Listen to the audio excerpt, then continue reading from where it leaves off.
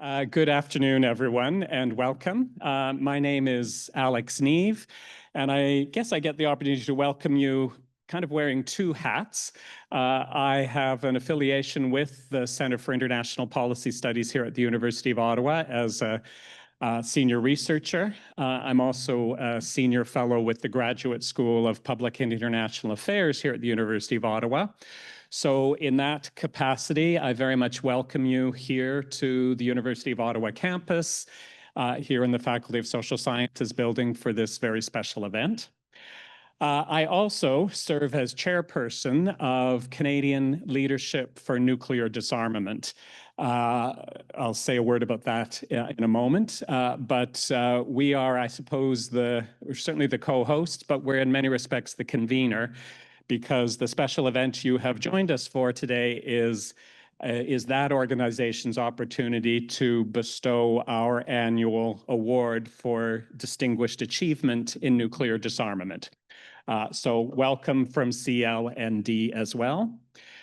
And I want to begin by very much acknowledging and expressing deep appreciation for the fact that we have this opportunity to come together for this very special event to honor a very, very special man here in unceded and unsurrendered Algonquin Anishinaabe territory. So how we're going to roll this afternoon is I'm going to begin with some opening remarks and an introduction of this year's award recipient. And obviously there's no spoiler here. Everyone knows the award is going to Doug Roche this year. We then have the incredible good fortune to hear from Doug. And it's not just that he's going to make some casual off-the-cuff remarks. He's going to offer us a speech sharing his reflections at what's a pretty notable time in our world. I think we would all agree. And then my colleague, the Deputy Chair of Canadian Leadership for Nuclear Disarmament, Firdaus Karas, will come up after Doug's remarks and thank him and express some appreciation. We will have some time for questions from the audience. Doug has been very resolute and clear that he welcomes that. So as things are going along and something occurs to you that you'd like to ask Doug about, make note of it and we'll come to that. So since 2011, Canadian Leadership for Nuclear Disarmament, which until this year was previously known as Canadians for a Nuclear Weapons Convention, has bestowed a yearly award to a Canadian for distinguished achievement in nuclear disarmament. And over the past 14 years, the recipients, and as I look out, I'm realizing several of the previous recipients, front row and rows back, are actually here in the room this afternoon. So those recipients have included the leading Canadian advocates for peace, for disarmament, and for abolition of nuclear weapons. All of them remarkable achievers. And I take nothing away from any of those previous recipients in saying, though, that by any measure, and I can see some of them already nodding because they know what I'm going to say, this year's recipient, the 14th to receive this award, is not only in a world all his own, but I think it's probably more fitting and accurate to say in a universe all his own. Doug Roche has a passionate, devoted, and deeply infectious, in fact, irresistible mission. That is his drive to leave no stone unturned and no path unexplored in the crucial effort to eradicate nuclear weapons in our world, one of the gravest threats we face, not only to the survival of humanity, but truly to the survival of our planet. It would be a great understatement then to say that he is a most fitting recipient of the CLND Award for Distinguished Achievement in Nuclear Disarmament. for it is well beyond fitting. In fact, Doug is the very epitome, and I would suggest the pinnacle of distinguished achievement. For years, for decades, in fact, he has shown legions, generations of activists, researchers, academics, parliamentarians, diplomats, UN officials, and perhaps most crucially, Canadians across this country, what it is to believe that we can and must achieve a world free of nuclear weapons, and has demonstrated through eloquent words and tireless action. We don't always see those two go hand in hand, do we? That we each have a precious responsibility to strive towards that vital goal.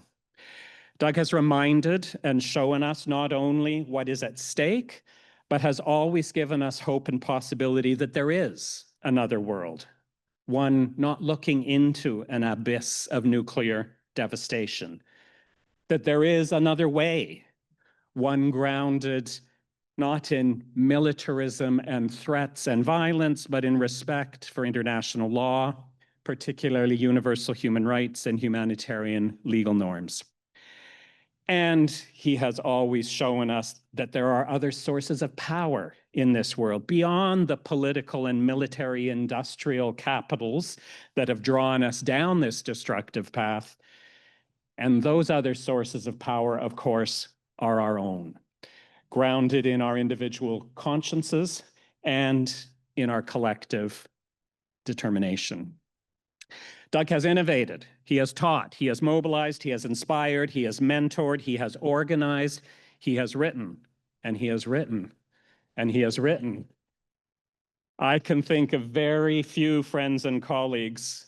In fact, I can't think of any friends and colleagues in my circle who have written so many powerful and insightful books.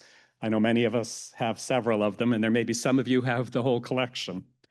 25 at last count, each of them an exceptional offering of wisdom and a challenge to all of us to make our contribution to a safe, just, peaceful world.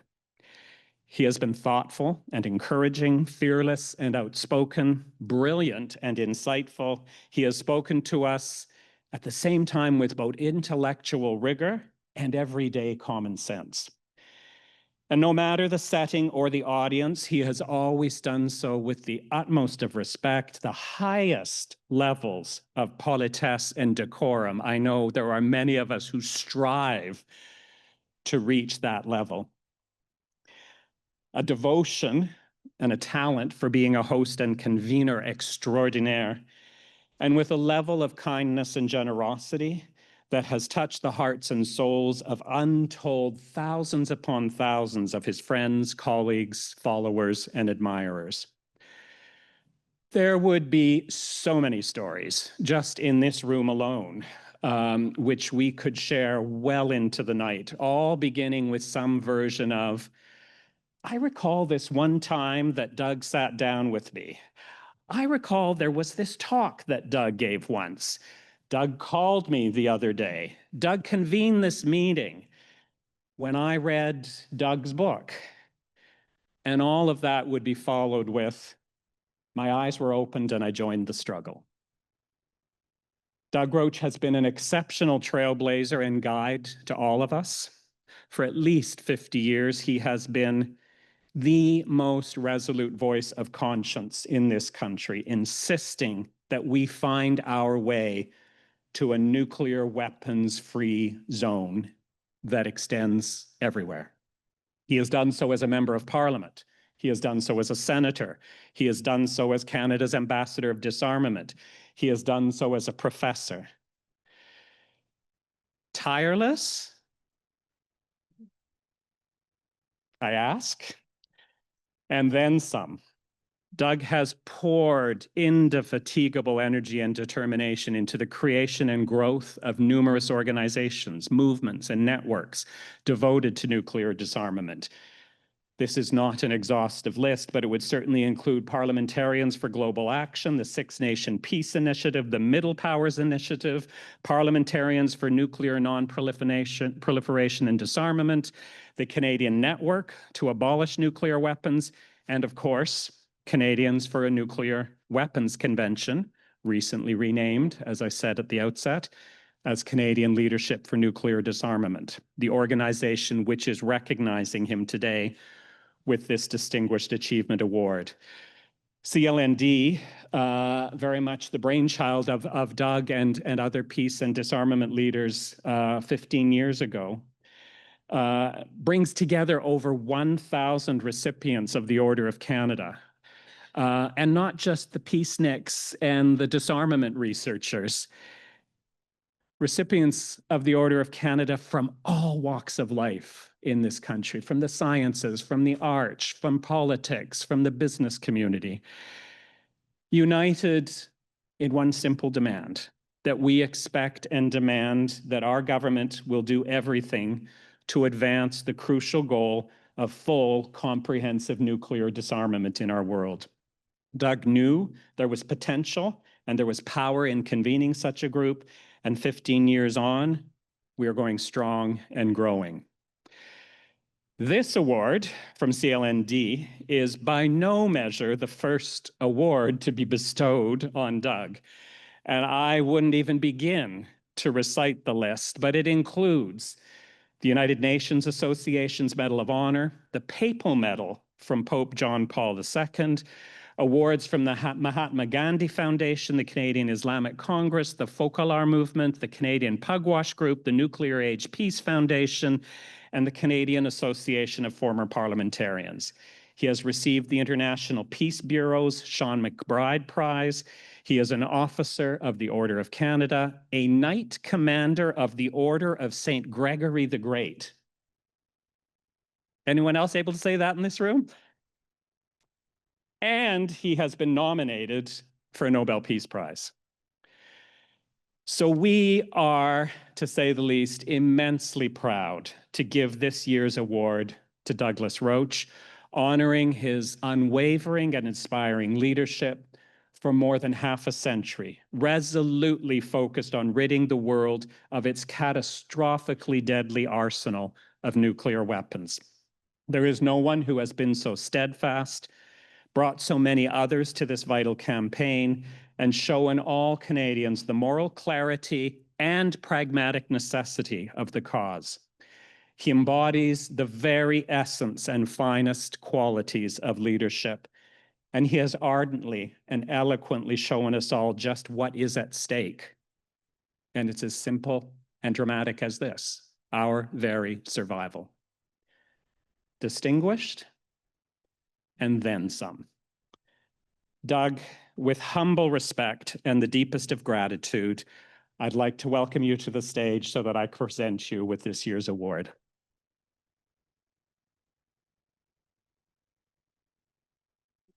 Well, Alex, you went a little overboard, Alex. Your generosity, Alex, knows no bounds. I'm certainly going to get my family to hire you as my obituary writer.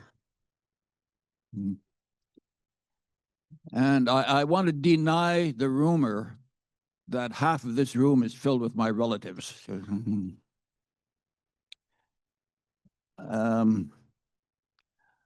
I look into your face, I know I have a script that I have to follow basically, otherwise I talk too long. But I just want to take this moment to look into your eyes, the eyes of the people, many people in this room that I love, who have taught me, who have befriended me, influenced me. You're more than my friends. You're my life. I thank Canadian Leadership for Nuclear Disarmament for this honor conferred on me today. I accept it as not as a reward, but a spur to action,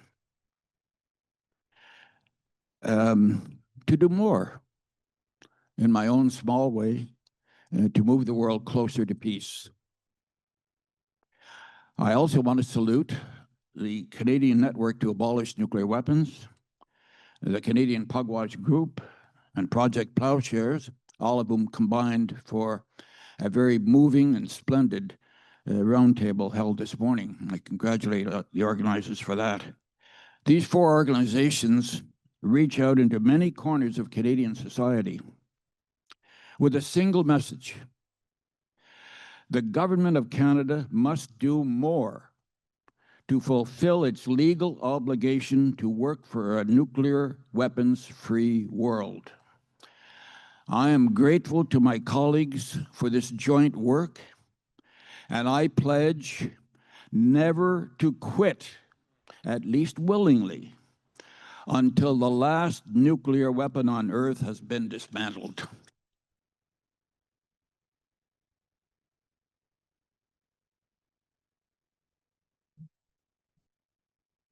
Well, Alex, amazingly, I'm still here.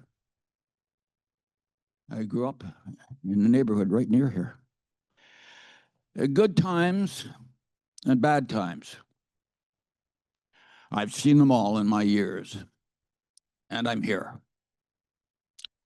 The first prime minister I remember was Mackenzie King, whom I used to see walking his dog when I was a boy growing up in this very neighborhood in the late 1930s. I was 16 when the atomic bombs were used against Hiroshima and Nagasaki. I remember Gandhi, Churchill, and JFK.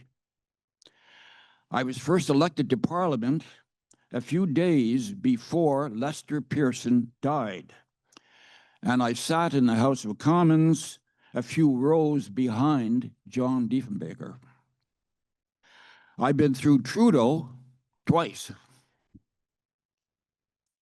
Joe Clark, Brian Mulroney, and Jean Chrétien all deeply affected the course of my life. I'm not much attached to politics these days, but I'm here. Perhaps I'm still hanging around because I love this beautiful planet. So troubled, I love it so much that I'm not in any particular hurry to leave it. You see, one day, many years ago, I made a great discovery. As a young journalist in the 1960s, I traveled through the emerging Africa, Latin America, and Asia, and wrote the life stories of an Igbo teacher in Nigeria, a communist labor leader in Venezuela, and a farmer in Kerala in India. And suddenly one day, I woke up and I realized that most of the world was non-white, non-Western, and non-Christian. And thus I was a distinct minority in the world. The bold thought entered my mind, maybe we all better get along. Years later, when I started going to the United Nations, an institution I revere and proclaim to the rooftops as the indispensable instrument for peace in the world, and deeply lament how shabbily the major powers treat it. Well, I could see there on a crowded day at the General Assembly the faces of the modern world, non-white, non-Western, and non-Christian. And that, yes, since many of the UN meetings I have participated in for half a century revolved around the fate of nuclear weapons, we better get along. I didn't think much about nuclear weapons when I was first elected to Parliament. In fact, my mind was on the development process. I went to Bangladesh to do a study on the effect of Canadian aid projects And there I met a mother named Kumu, and though I only spent an hour or so with her, she changed my way of understanding the modern human condition. Since I was accompanied by a Catholic sister, Kumu invited me into her village home, a simple hut made of mixture of clay and mud with grass for a roof, with no electricity, the nearest source of clean water several hundred meters away, the cooking done on an outdoor fire. Kumu and I sat on plain wooden chairs. Her 8 children gathered around her. There was enough food at the present time, she said, although the children's faces and bellies clearly revealed nutritional deficiencies. The date palm juice that flows from trees like maple sap was very good for them, she said, pointing to the fire outside where a pot of juice was being heated. After a while, I left, and circling through the compound and talking to some of the elders sitting in the sun. As I started down the trail leading out of the village, Kumu came running after me, carrying a pitcher. She wanted me to have a glass of the warm palm date juice, which she had been heating for me while we talked, and here I am, oblivious to the fact that she's trying to be hospitable to me. Oh, God. Suddenly, it dawned on me that through the date juice, which was all she had to offer, this woman was extending her friendship to a strange white Westerner who had dropped into her life for a moment. I knew it was a memory I would treasure and learn from. The statistics on poverty, to be fully understood, need a human face. So too the statistics on nuclear weapons. What does it really mean to recite that 9 states today possess 12,240 nuclear weapons, each many times more powerful than the atomic bombs that destroyed the lives of more than 210,000 people in Hiroshima and Nagasaki? My travels in the 1970s took me to both Japanese cities, Hiroshima and Nagasaki. And there in the museums, I saw photos of entire blocks completely obliterated. The charred clothing and the depictions of survivors, their burnt skin hanging from their arms and heads. I talked to some of the Hibakusha and was stunned to learn from personal testimony the great wrong that had been done to them. I started writing and speaking about the horrors of nuclear weapons. I returned to Hiroshima and Nagasaki several times over the years, each time deepening my commitment to the abolition of these instruments of pure evil. My friend Mayor Tad Akiba made me an honorary citizen of Hiroshima. At the ceremony, I shared a platform with Kijo Matsumisa, who told the audience about his experience of the attack when he was 16. He said there was an orange and yellow flash, followed by a huge explosion and an intense heat wave. There was blood all over me. I thought I was going to die. Had he been on the other side of the room where the ceiling collapsed on students, he would have. When Matsumushi finished speaking, I said to the audience, "He is my brother. I too was 16 when the bomb exploded. He has suffered enormously. Now I must help him to ensure that this never happens again." The two themes of development and disarmament have driven my political thinking since my early days as a parliamentarian. I became preoccupied with a central fact of modern life. We were entering a totally new period of our planet's history. For the first time, the opportunity existed to bring about a better life with larger freedom for the world's people. But never was the world so hungry and the threat of war more monstrous. Yet we went on, seeking our self-interest, oblivious to the depths of the danger or the magnificence of the challenge. I found the words of the poet T.S. Eliot stunningly accurate. Here were decent, godless people, their only monument the asphalt road and 1,000 lost golf balls. Well, I found parliamentary life in Ottawa to be not very conducive to the expression of such thoughts.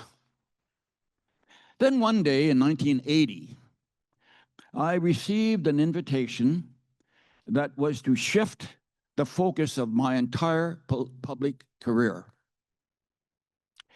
The Canadian Association of the Club of Rome, which is a global think tank, invited me to give a paper entitled Development in the Year 2000. Well, I certainly felt challenged by that. How did I know what would happen so far in the future? I decided to take a couple of months to research the subject as best I could. The more I pored over statistics and reports, the more I found the world painfully off balance, opulently rich in the forces of death, yet poor in providing for the needs of human lives. I found this social deficit a threat to world security because the festering problems, neglected in favor of armed might, promised rising public anger and social upheaval. I wrote that we would not find order in the post-2000 era if governments continued to divert money needed for human development to the accumulation of more arms. In short, development demands disarmament. The relationship between development and disarmament came to a head in 1987, when the UN held an international conference on this very subject. By this time, I was ambassador for disarmament and chaired the Canadian delegation. The conference chairman was Ambassador Muchkund Dubai of India, and we became good friends. Personally, I supported his proposal for a fund to be set up for a portion of the funds to be released through disarmament measures transferred to development in the name of greater security for all. It made sense to me. But this idea was considered too radical by the Western countries. And the most they would settle for was a final statement legitimizing the relationship between disarmament and development. So at least the final document achieved a consensus that disarmament and development are two of the most urgent challenges facing the world, and also are the two pillars on which enduring international peace and security can be built. The final document of that conference was a breakthrough at the time. And I want to read two lines from it because it's the essence of the conference and the essence of my thinking today. It said, security consists of not only military, but also political, economic, social, humanitarian, and human rights and ecological security. Well, that is the very definition of common security. And my hope soared when, after the fall of the Berlin Wall and the end of the Cold War, the Security Council met at the summit level for the first time and used that precise language in their communique. I rejoiced that the world was coming to a new understanding of what security was all about. Security could not be obtained by large numbers of arms. Rather, it could only come about by attention to meeting human needs. Well, this theme of common security became and stayed my central tenet in my political life, even though major governments cast cooperation aside in the post-9/11 world. The 1990s presented a golden moment.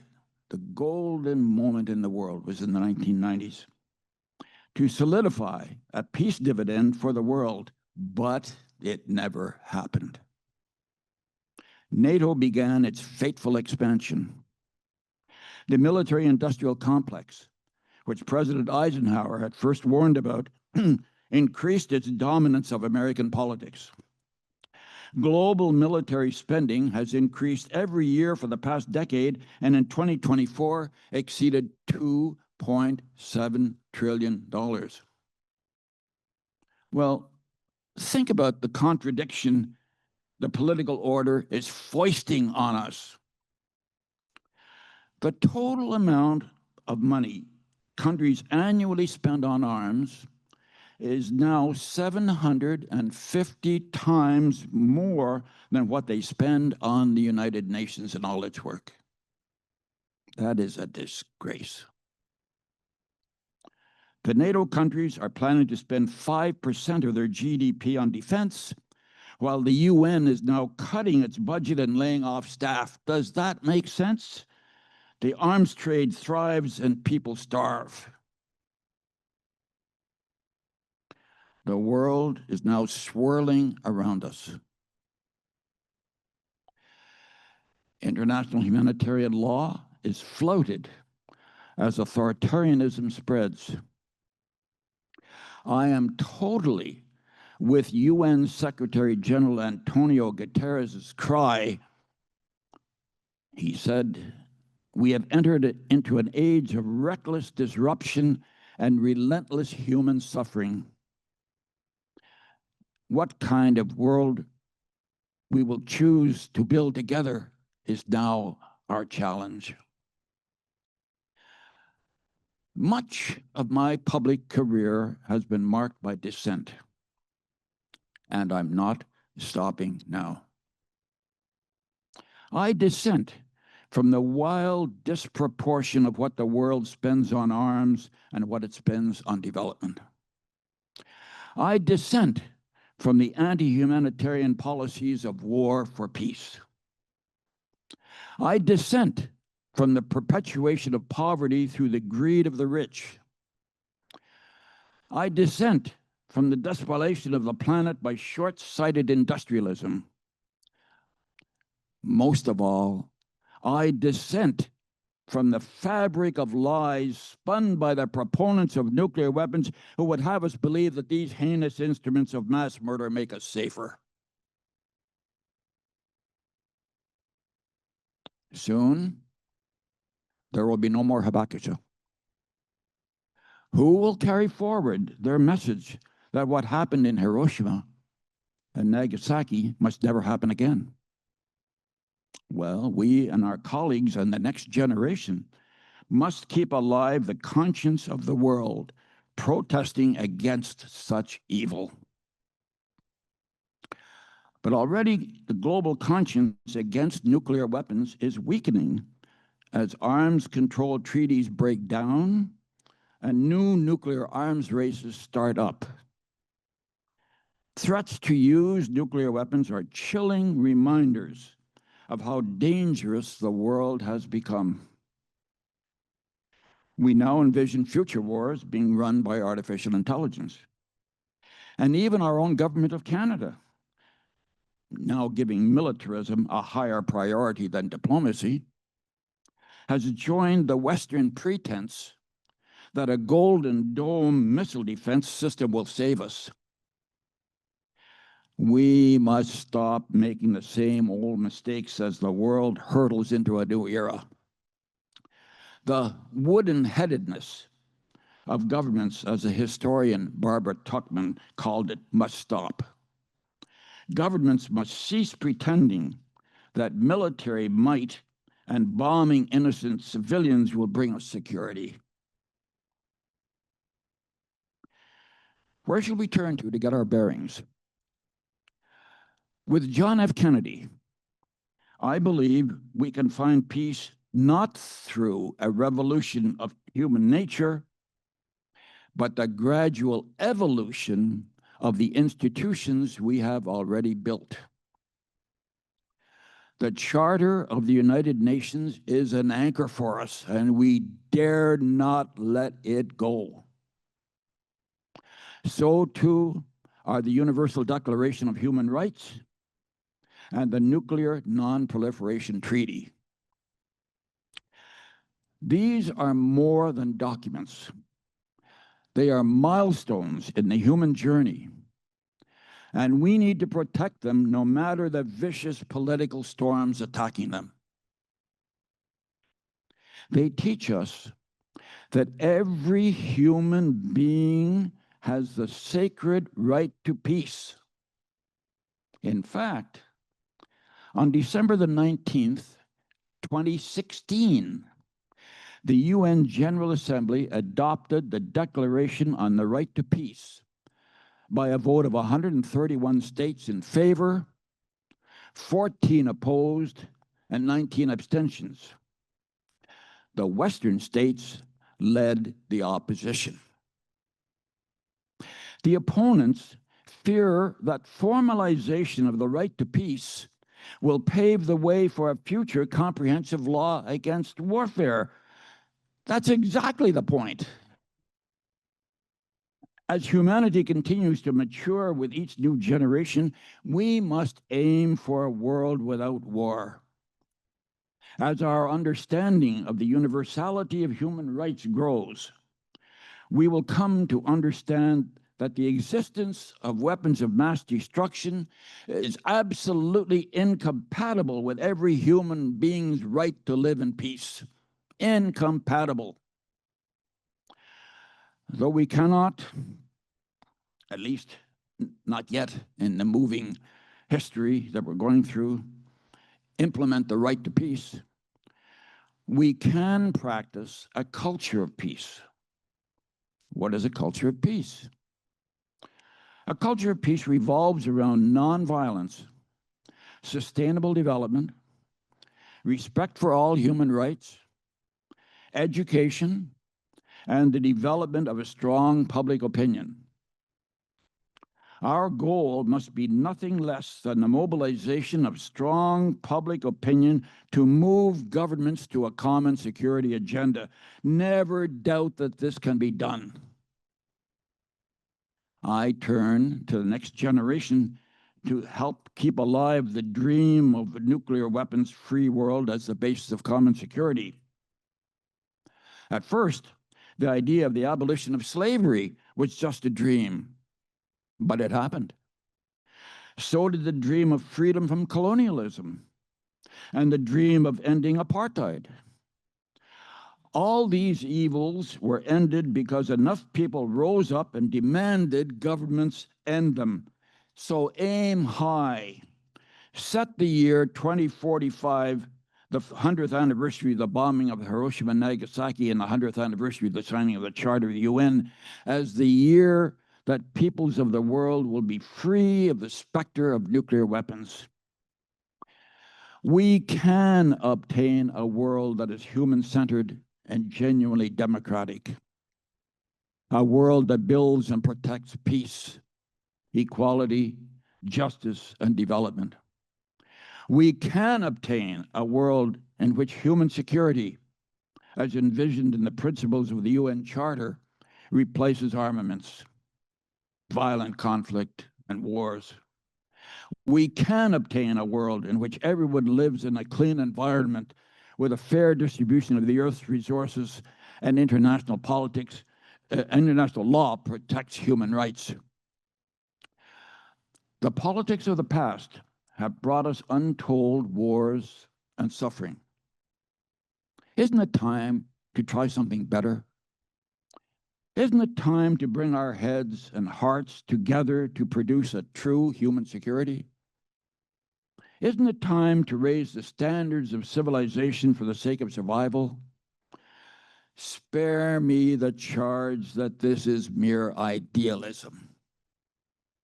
The agenda for survival is no longer a dream, but a pragmatic demand of the human race. I have found, for me, personal creativity is the best way to overcome political intransigence, especially today, as we stumble through a dark valley on the long journey from a culture of war to a culture of peace.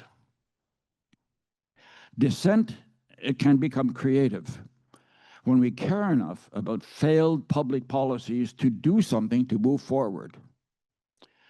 The organizations I have been involved with over many years have helped me to strengthen the fabric of peace, and they have strengthened me on the journey. Out of our griefs and anxieties, we build a new basis of hope.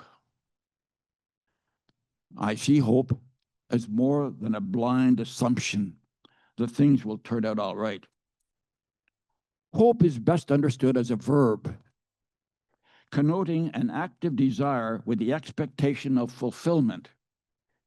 We long for something and we will it through our actions to happen. That very process generates hope. It activates us in the search and provides a pathway from vision to reality. I feel strength within me. I feel it when I look at a map of the world and recall all the beautiful places I have seen through decades of travel. I feel it when I read the history of the world and see how far humanity has traveled. I feel it when I see the benefits of science, medicine, and technology. I feel it when I see the face of an infant, knowing the challenges that lie ahead for this baby. I feel deeply about the development of this new human being and all human beings in a world at peace. That is why I do this work. What I feel most is that the human journey cannot be stopped. We are, often in spite of ourselves, lifting up civilization. An alliance of civilizations lies ahead if we can avoid blowing up the earth.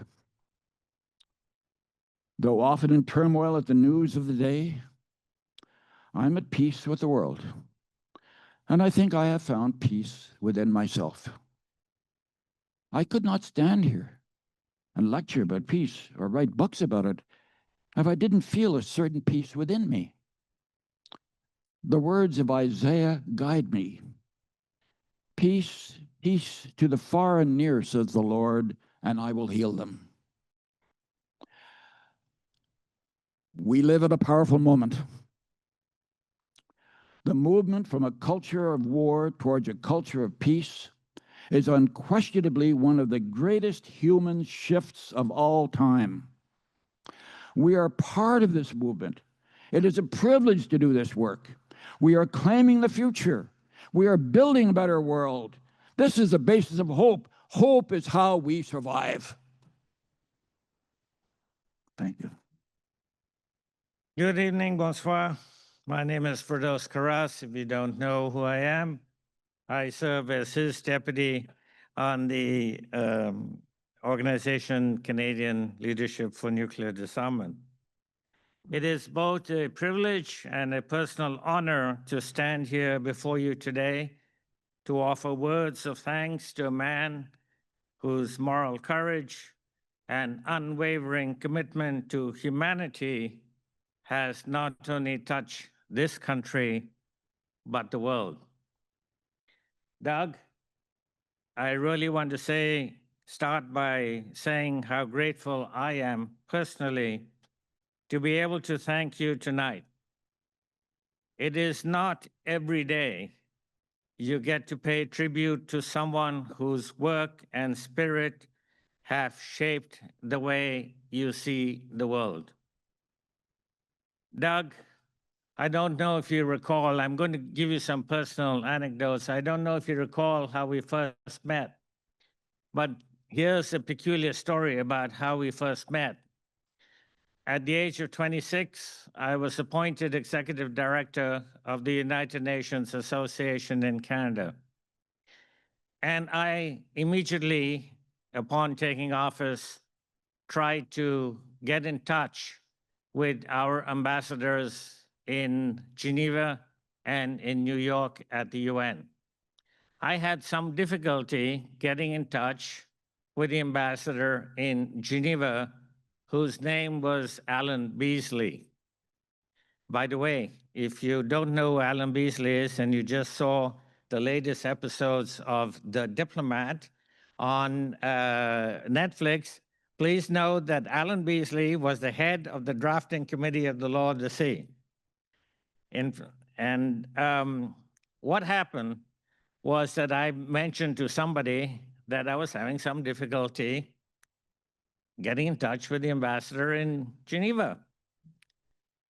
And the next thing I knew, I think one or two, perhaps Walter McLean with you, stood up in Parliament and said the executive director was having trouble getting in touch with the ambassador in Geneva. I had never heard of Doug Roche, yet here he was standing up in the Parliament of Canada, defending the UNAC and saying the ambassador needs to get in touch with me. Well, when I did finally meet Alan Beasley, I had to explain to him that I did not ask any MP to stand up in the House of Parliament, but that was how I met Doug Roche. As soon as I heard what he had done, I thought to myself, this is a man I've got to meet right away, and this is a man who's going to influence what we do. By the way, Alan Beasley became a good friend, and I have only nominated in my life 2 people to be to get the Order of Canada, and those 2 people are Alan Beasley and Douglas Roche. Doug, you've devoted your life to peace, to nuclear disarmament, to human dignity, and to the idea that moral courage still has a place in public life. That is something really rare and precious. I've always deeply admired that you don't talk about peace as an abstract dream. You make it something lived and practical, something that begins with how we treat one another, how we speak, how we listen. You've shown that peace isn't a slogan, it's a discipline of the heart. It is based on human values.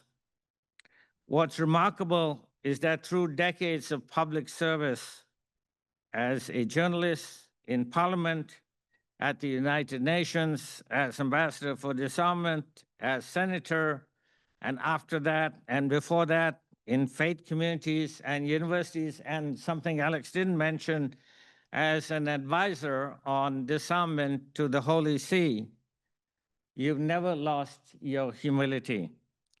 You're the same Doug, whether speaking to world leaders or sitting across a small table sharing your passion with a couple of grandmothers or students.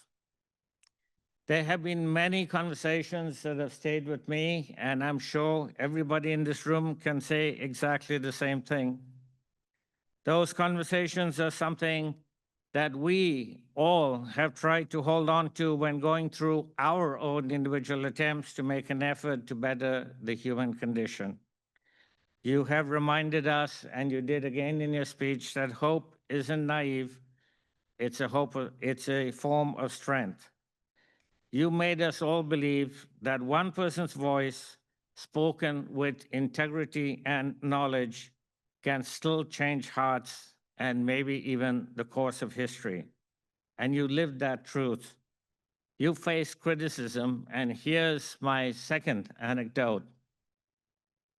When Doug was Ambassador for Disarmament, some of you may remember that was the pinnacle of Canadian and other countries' involvement, ordinary people's involvement and angst about nuclear disarmament and peace.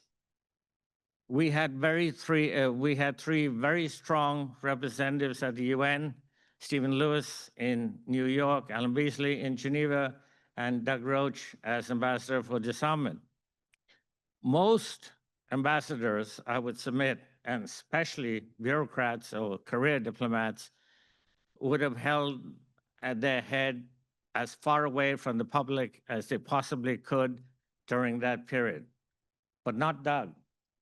Doug had me organize several speaking tours across the country, and we went from coast to coast, quite literally, in very intensive speaking tours.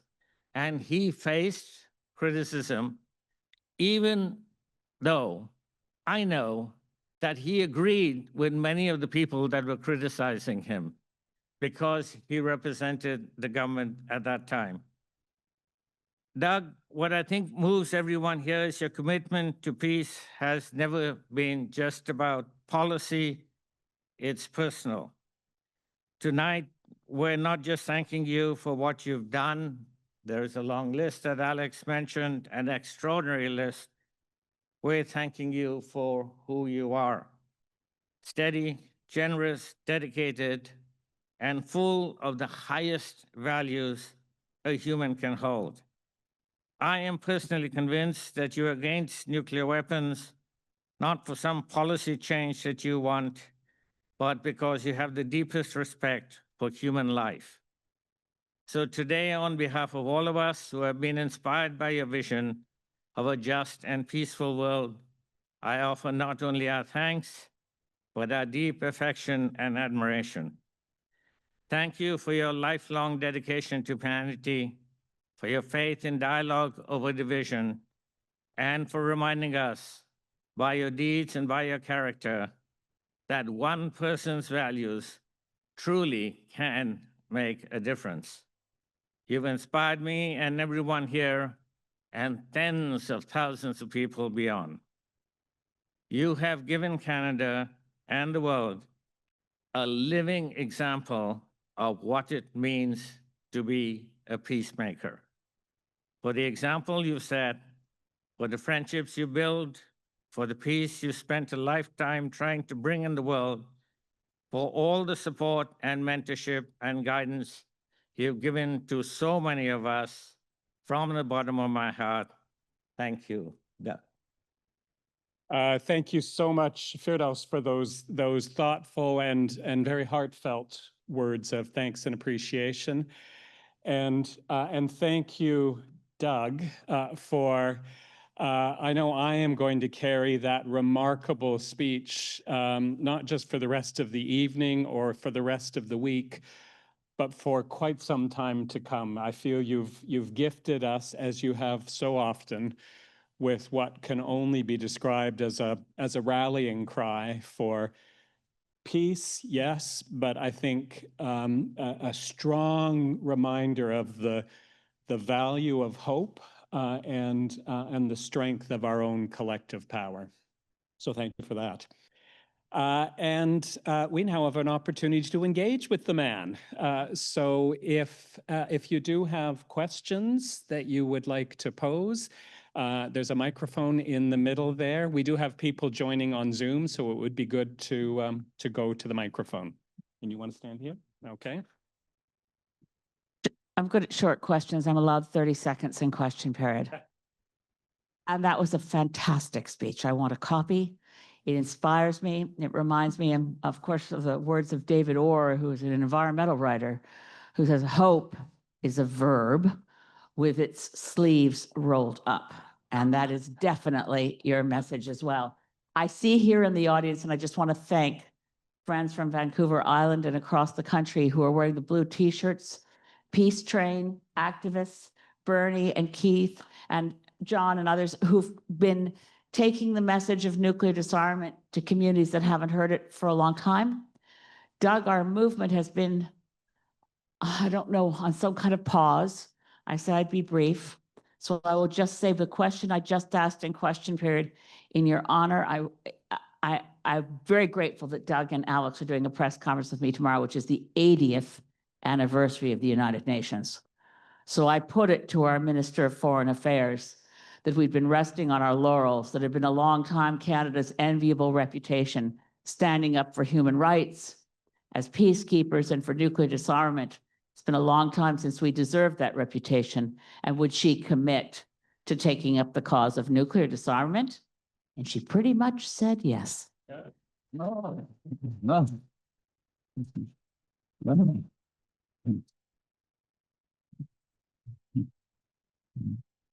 Congratulations, Elizabeth. You've done it again. I'm at home and on my kitchen counter where I eat. I live alone and have television for company. And there's the news coming on. And regularly I see Elizabeth May, you know, that you are the conscience of Parliament today. You are, yeah. So we need you, Elizabeth. We need you. Yeah.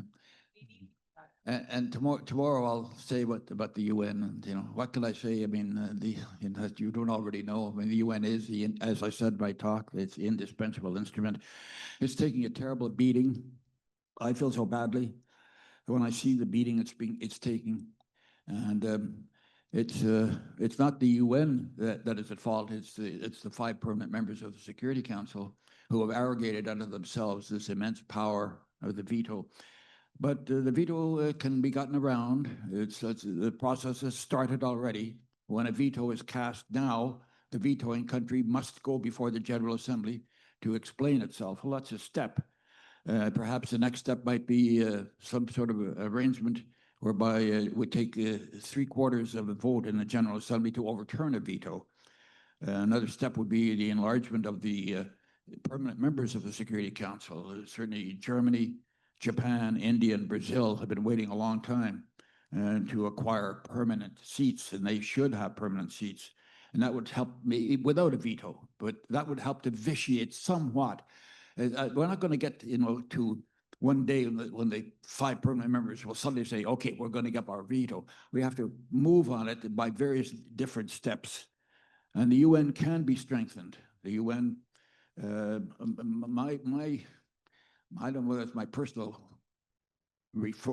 favorite reform or not, but I think it would be very effective.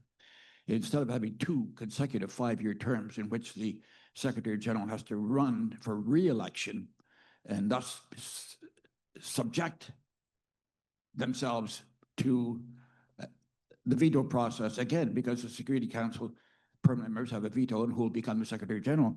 So instead of having 2 5-year terms, I would favor a single 7-year term, not repeatable.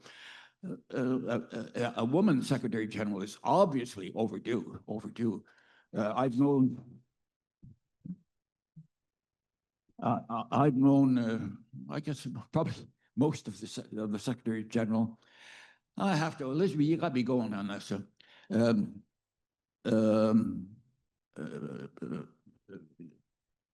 I was given by Javier de Cuellar from Peru, who was Secretary General at the time that I was chairman of the first committee. And it was an honor. It was an honor for me. I want to make this very clear, because I know there's some government officials in this room and former government officials.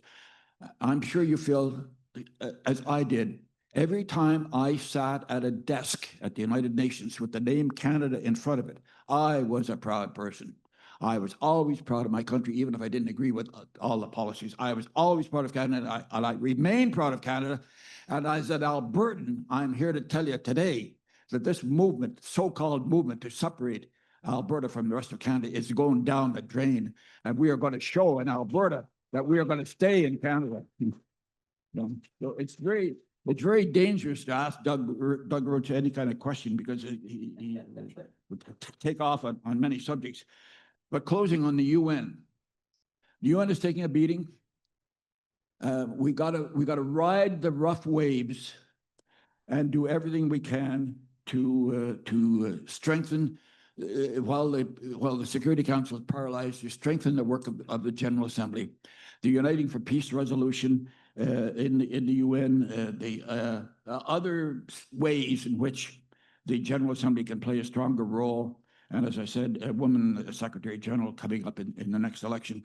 So there are ways to improve the processes of the UN, even in the midst of this raging, incoherent storm that is around us. Next question.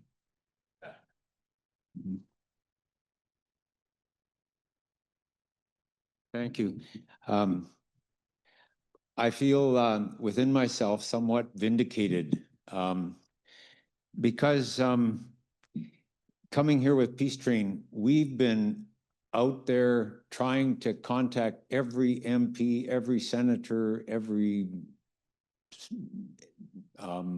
government assistant that we can talk to about our project.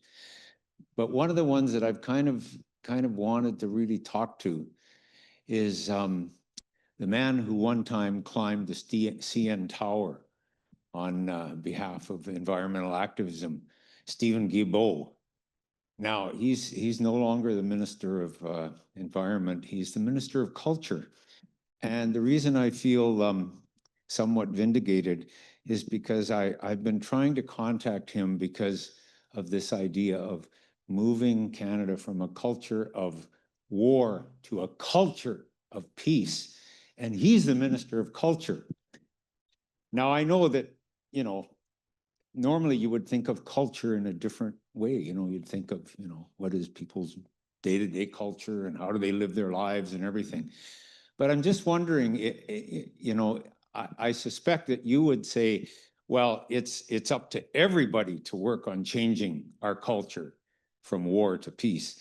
But I'm wondering if you feel that the Minister of Culture might have some particular role in moving us from war to peace. Well, thank you. Thank you. First, I'd like to pay my respects to the Peace Train. And I see several members visibly here of representing the Peace Train. And I had the opportunity of meeting the Peace Train in Edmonton on your tour across country last winter. And I met several of the great leaders in the Peace Train, and now you come to Ottawa, and you're certainly making your presence felt. I heard about your meetings while you were here, and Elizabeth mentioned the breakfast of the parliamentarians that you met, and so all I can say is, as my friends in India say, more power to your elbow, more power to your elbow in the work of the Peace Train. On Mr. Guilbeault, I would also like to pay my respects to Mr. Stephen Guilbeault. I think that he has I think Mr. Stephen Guilbeault is an outstanding Canadian.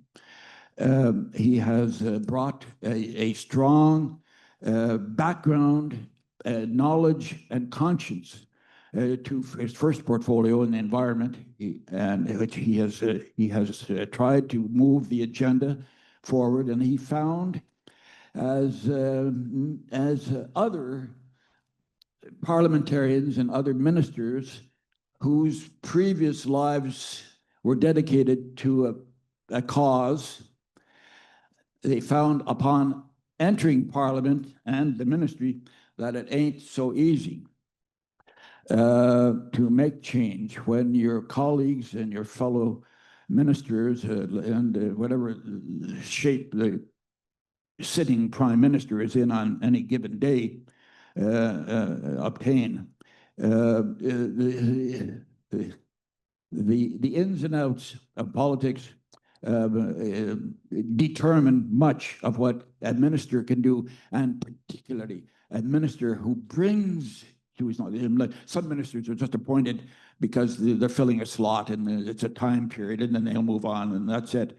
But some ministers are bring to their portfolio a strong knowledge and commitment, and Stephen Guilbeault was one, and I salute him for that. Now he's the culture minister, Minister of Culture. Can the Minister of Culture get up in Parliament and talk about a culture of peace? Well, the answer to that is yes. The answer to that is yes, and I would challenge Minister Guilbeault to do that. He has to find the right moment. You can't just get up, you know, especially a minister when you're speaking for the government. You know, you've got to be extremely careful, and because you are speaking for the government. So, but when you're in the councils and in the cabinet and all that, and the caucus, you're freer, somewhat freer, to speak your mind. So I don't know what Mr. Guilbeault says in the caucus, or let alone in the cabinet room, but I would hope that the mission that he reflected as Minister of the Environment will be carried forward as Minister of Culture. And I see culture as not just, in Canada, the English and the French, the East and the West, and all that, and the multicultural people from different lands. I mean, I see culture in terms of the fullness of our humanity. And so for the Minister of Culture in Canada to fully represent a fullness of what it means to have a culture, well, of course, he must speak for peace.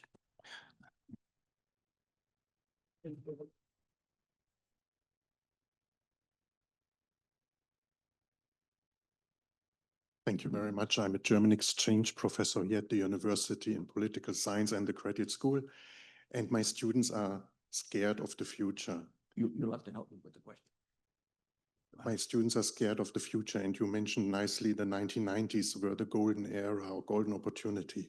What would you tell our students that they can contribute to build a future which is more peaceful and more promising in all regards? Thank you.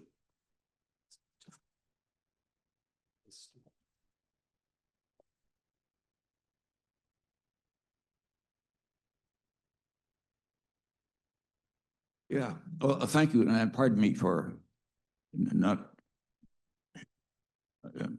perceiving instantly your question. I taught a lot of students. As a matter of fact, the various things I've done in my life, I liked teaching at the University of Alberta the best of all the things I've done. I taught a 400 level seminar that's like for seniors and first year grads, a seminar called War or Peace in the 21st Century, ? And I always told my students, pay attention to the question mark, because it's your generation that is going to, oh, incidentally, for all the women in the room, I used to say to them, I'm here because I'm preparing a future Prime Minister of Canada. And I looked straight into the eyes of the women when I said that, And it was wonderful. When I first started teaching in 1989, the ratio in I only took 20 students at a time for a 3-hour seminar. And the ratio was about, I would say about 5 to 1, 5 men to 1 woman. And gradually, as the 90s progressed, I saw just maybe 3 to 2. And as the 1990s ended, it was about even. And when I stopped teaching in 2001, 2002, the ratio was about 7 women to 5 men. So that was a beautiful progression right there. So I got onto that because your question is related to the issue of hope. And it also allows me to say that I'm a man. I have to put this carefully. There ought to be a woman Secretary General. Yes, of course. Not because there ought to be a woman Secretary General. There ought to be a competent Secretary General. There ought to be a competent Prime Minister. There ought to be a competent President. And when you look for competence, there's all kinds of women who fit that category. So I tried to empower. I tried to empower my students, and including the women, the women students in my class. And I always did personal interviews with all my students to try to encourage them and mentor them a bit, and remove from them the sense of hesitancy or a sense of fear about the future. And I said, I myself, I cannot predict. I can't predict my own future. I can't predict yours. All I can do is kind of reinforce. We reinforce each other with a common belief that what we do counts. I mean, I've always looked upon myself as a small grain of sand on a very large beach. but that grain of sand helps to make up the beach. And so that I try to transfer that to my students. And so that when the world was hurtling around us, I mean, it wasn't as crazy then, because I stopped teaching in the early 2000s. But today, it's a maelstrom all around us. But as I tried to say in my speech, if we hold on to the essence of what got us here, is the Charter of the United Nations, the Universal Declaration of Human Rights, the Nuclear Non-Proliferation Treaty, to name but three. I could go on and name a bunch of others. But just to hold on, and holding on and building on what we have done is itself a way to get around or submerge the fear that is with it. I would be false to this audience. I would be false to my life if I said to you, I'm never fearful. I'm bloody fearful when I see the threats of nuclear weapons, and when I see the breakdown of the absolute flouting of international law. And what was done in Gaza was absolutely inhuman, as well as being totally illegal. You know.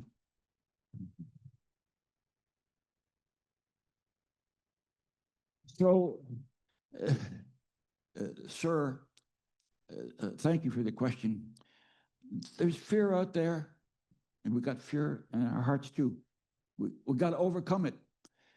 And I help my students to try to give them some strength. If I can at least build my own life that way, that's the best I can do for your answer.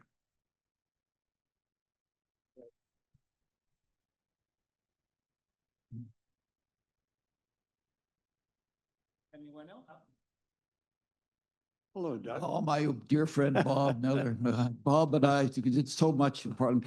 One of my first books I wrote, half of it was written by Bob Miller. The human side of politics, I recommend it highly. It's really about that I want to ask you, because it wasn't just the peace movement. It wasn't just the development movement, but it was politics itself to which Doug applied the term humanity, human rights, and so on. And that thought had never occurred to me up to the point when I first met you. I had, I think, a typical attitude toward politics. It's important, it's practical, but as a vehicle for realizing our humanity and so on, perhaps doubtful. And yet, there's no way in which we can achieve those things without politics. So I would just like you to say something, perhaps in reflection on your experience in politics and now your experience out of politics, looking back. How do you bring that hopefulness to politics itself?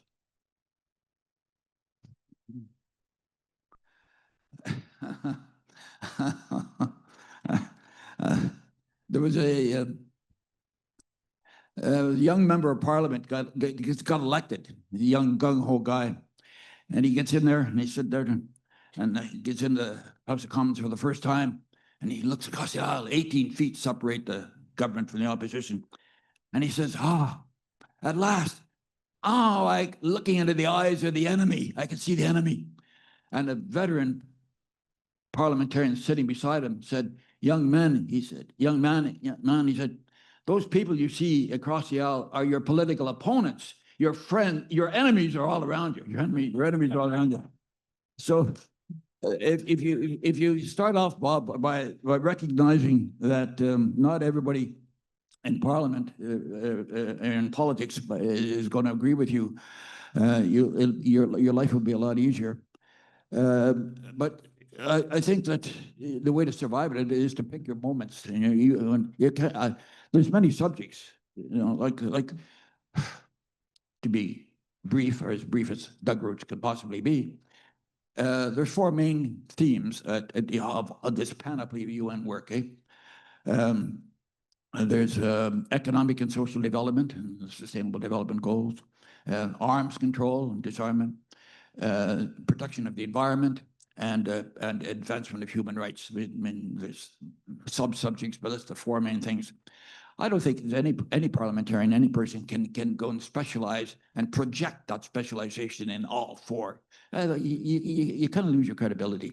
You as they say, pick your lane and stay in it. Well, I'm not suggesting have no relationship with other themes, but you've asked me about how to survive in politics. And well, survive in politics by recognizing that not everybody thinks the way you do, and it's good for a person to come into Parliament from one part of the country who hasn't seen other parts of the country. You learn. It's a great learning experience. And the best parliamentarians are the ones who learn, who don't, shut their eyes and so on. And there used to be more comity, not comedy, but comity in Parliament when I was there than there is today. There's a poison in the place now. And it's not terribly attractive, with the exceptions of some people who elevate the place.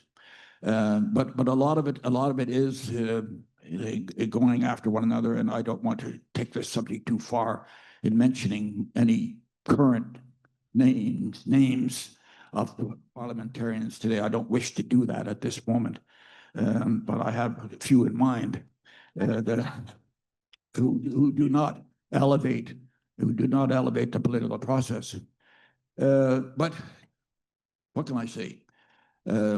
If you're there if you're there because, oh well, you didn't have anything else to do and the pay's not that bad, so I think I'll run for Parliament. Well, but if you have something in your mind and in your heart that you bring, and a lot of parliamentarians do enter with that spirit. The thing to do is to, as one of my sage friends said to me upon my first election to Parliament in 1972, said, "Well, Doug, congratulations, you're going down to Ottawa. I hope that big Ottawa machine doesn't consume you. You get swallowed up in it." And some parliamentarians do, and you got to fight all the time to for your own place in the sun and the exposition of your own ideas, and then sometimes with a little bit of luck. Carrying yourself forward, but I think most of all, it's you survive by maintaining a spirit of respect for your opponents, respect for people who don't think the way you do, and don't call them idiots, just because they want to do something else, and pick your moments, pick the issues, and be part of the process. They say that politics is a team sport. I don't know, Elizabeth, whether you totally agree with that or not, but it's politics. I never like to consider it a team sport because I kind of wanted to do what I wanted to do, and I paid the price for that in some instances, as some people in this audience know very well. But if you be true to yourself, I think that's the way I'm going to answer that question. I'll take one more question.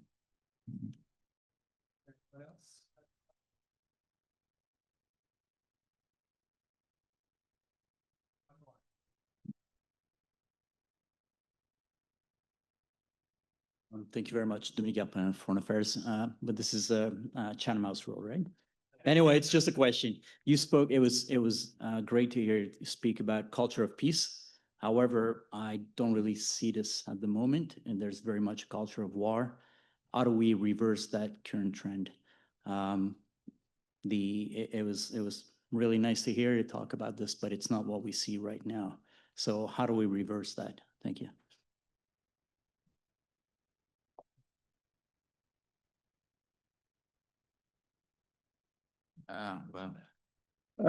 Sir, I want to tell you what a culture of war is. A culture of war is the 20th century, in which there were 2 world wars that took place, in which more than 100 million people were killed. That's a culture of war. We have wars today. I already referred to Gaza, Ukraine. My heart goes out to the people of Ukraine, Sudan. We do have wars, and as they say, every single death is a death too many. I pay my respects to all those who are caught in wars today. But we're in the 21st century, we're not having anything like what we had in the 20th, nothing like what we had in the 20th century. Where the bombings that went on constantly in London, Tokyo, and Hamburg, and all these places, let alone the Hiroshima and Nagasaki. So it's not all peaches and cream today in comparison, but nor is it a culture of peace that we have today. We have a transition. I've called it, it's in my script, a valley. We're going through a valley here between the old culture of war, which we know all about, and the new culture of peace, which has been defined. It's a document, you know, and it's the expression of many UN programs that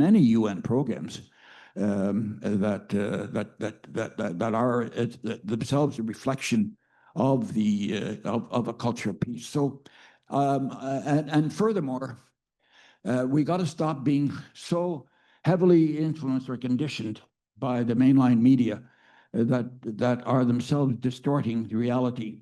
Just to give you one little example, the other week there, a few days ago, there were protests across the United States. 7 million people in 2,600 cities and places protested what's going on the Trump administration. And the coverage, well, there was some coverage, but even the revered New York Times downplayed the whole thing. So that the mainline media is not reflecting at all the shift of humanity that we are living through. And we have to kind of elevate our eyes get them above CNN and into what the United Nations, Mr. Guterres and others are trying to do. But, you know, it's like CNN does not send cameras to wars that don't take place.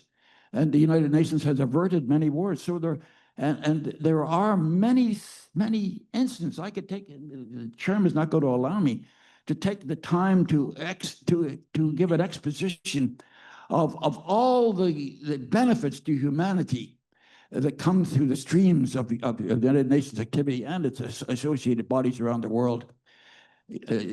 I see it in my travels. I don't travel so much anymore, but in my travels, I have seen the movement forward of humanity, the elevation of women and participating in roles, not enough, but more. So we're in movement. So I come back to, and I'm going to close with this. I go back to John F. Kennedy. Kennedy got it right. Kennedy said, you want a better world? Don't look for a revolution in human nature. Look for the evolution of the institutions that we have already built. We are not going to let the United Nations and the other instruments, the International Criminal Court, the International Criminal Court, and all the associated bodies that are associated with that, we're not going to let them go in this maelstrom. And of course, he ends with one massive gust of wind in our collective sails, doesn't he? What a treasure this has been for us all, Doug. You have truly gifted us wisdom and possibility and hope and responsibility and conviction and so much more through your words, but also, I think, most significantly in the reminder and the illustration of who you are and all you have done. So thank you. And again, it's a real honor for us to have bestowed the award upon you this year. We do not need to flee. We still have this room until 6 o'clock. There is some food at the back of the room now. I would invite you to perhaps say your own personal words of appreciation and gratitude to Doug, mill around with each other. And thank you so much for joining us for this very remarkable and special evening. Thank you.